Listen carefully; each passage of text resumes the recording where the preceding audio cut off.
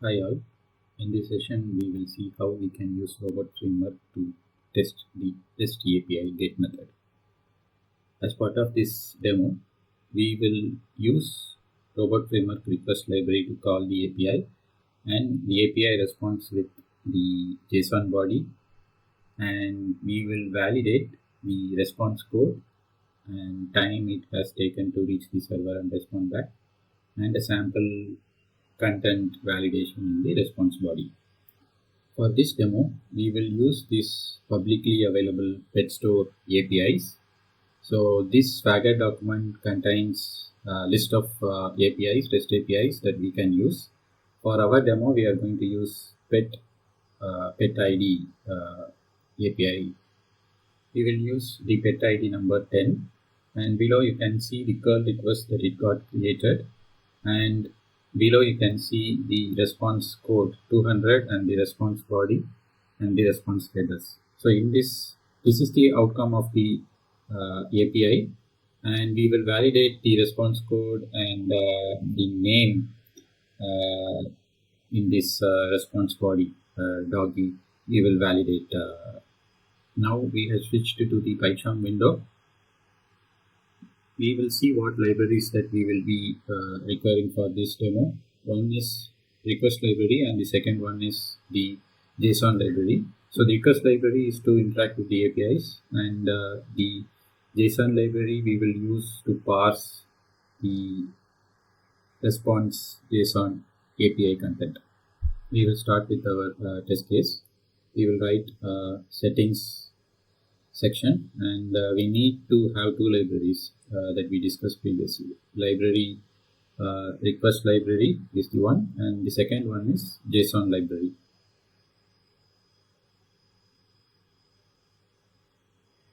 And then we will include a variable section to capture the URL that we are going to hit, and also the header that we are going to pass in the API. So which URL that you can get it from this curl, and the header also we can get it from the curl, and format is little different. So header should be a dictionary,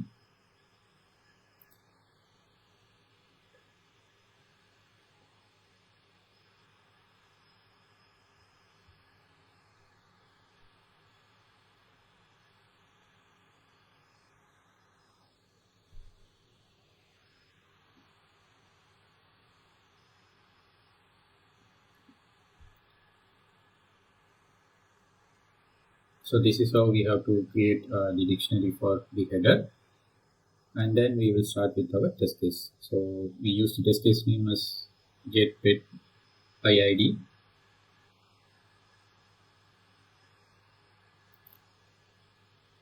So in my ID, I have a GitHub Copilot. That's why it is showing some sample code automatically. We are not going to use the generated content. Instead, we will write the code line by line so that it will be helpful to explain the flow. As our API is a get API, so we are going to use get keyword from the request library, and this get keyword will use the URL as the argument, and next argument is header, and the next argument is expected status. We are expecting the status should be 200, so that we can put it in the get method argument itself. And this get method is going to hit the API server, and it is going to respond with the response content. So that we have to capture it in a variable. So we are using the response variable to capture the response from the API server. We initially plan to validate three things. One is the expected status, so that we have included in the line number 11 itself. And the next two item is elapsed time. How to validate the elapsed time, we will see it. So for that we will use a keyword like should be true, and then we will fetch the elapsed time value from the response object.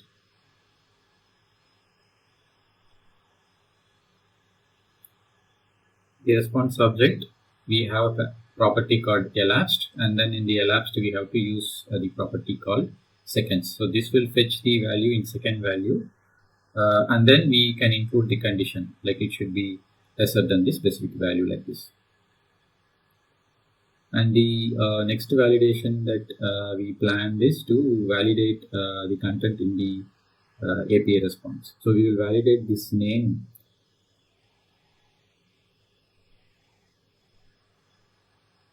So to parse the API response and then get the value, we will use the keyword from JSONLibrary. And the keyword is get value from JSON. And this keyword, it accepts two arguments. One is the JSON object where our API response content is there. And the next one is JSON path. So this a small change is needed. So this keyword get value from JSON is accepting as a JSON object, but the API response that we got is as a string. So we have to convert that JSON string into a JSON object. So that is what we are writing in this line.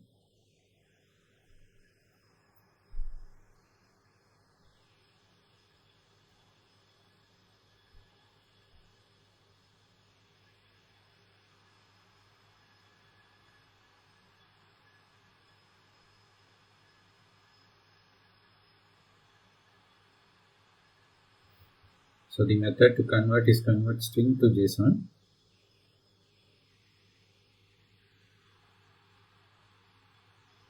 And the particular object variable, we are passing it in the get value from JSON keyword. And the JSON path we have to pass. So in this API response, we are going to validate the name. So that path to get that name we have to provide.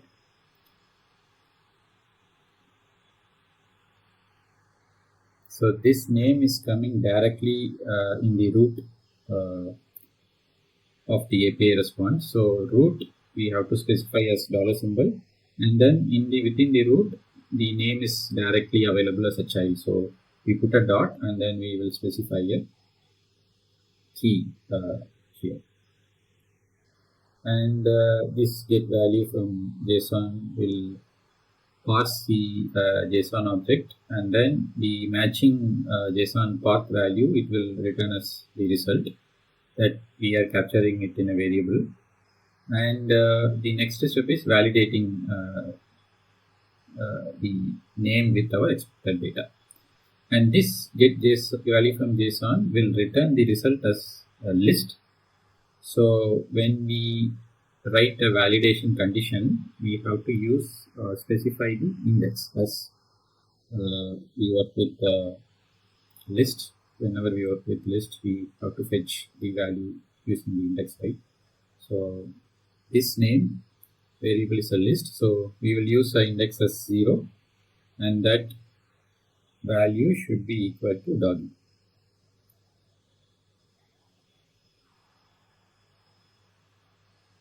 Now we will run this test case. So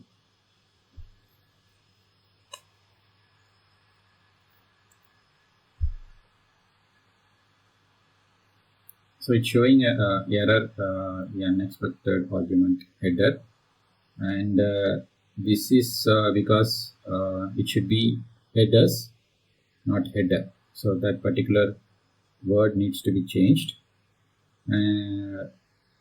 From where you can refer that is from the documentation of RequestsLibrary. Okay, so headers equal to and then the dictionary value. Now the test case is passed. The issue is with the header. So instead of header, it should be headers. So I'll open the RequestsLibrary keyword documentation page, and I'll also add this URL in the video's description section, which you can refer it. We will go to the get keyword documentation part and then check that headers. See, it should be headers. So initially we used header, that's why we faced the error. Now we correct it, and then after correction the test case got passed for us.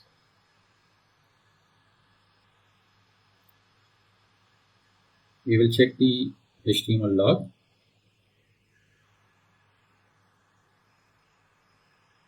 Okay, so the first response log, so it is showing only the status here, and this is our expected status also that we have captured in the get method argument. And the next one is elapsed time, that is also true here, that is less than this expected value.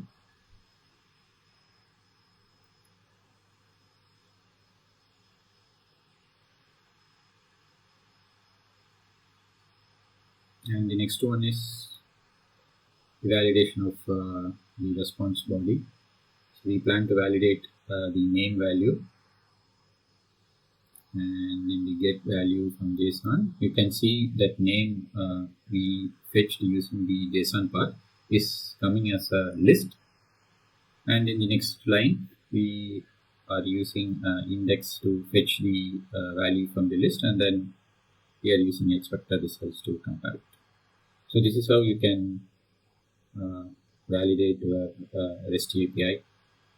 And the JSONLibrary that we use to pass the JSON content, that also has a keyword documentation.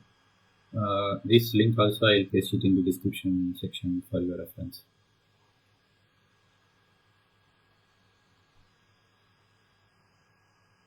And this Swagger UI, the API, that sample API that we use, so that Swagger document link also I'll paste it in the description. You can try it out with other APIs. Thanks for watching.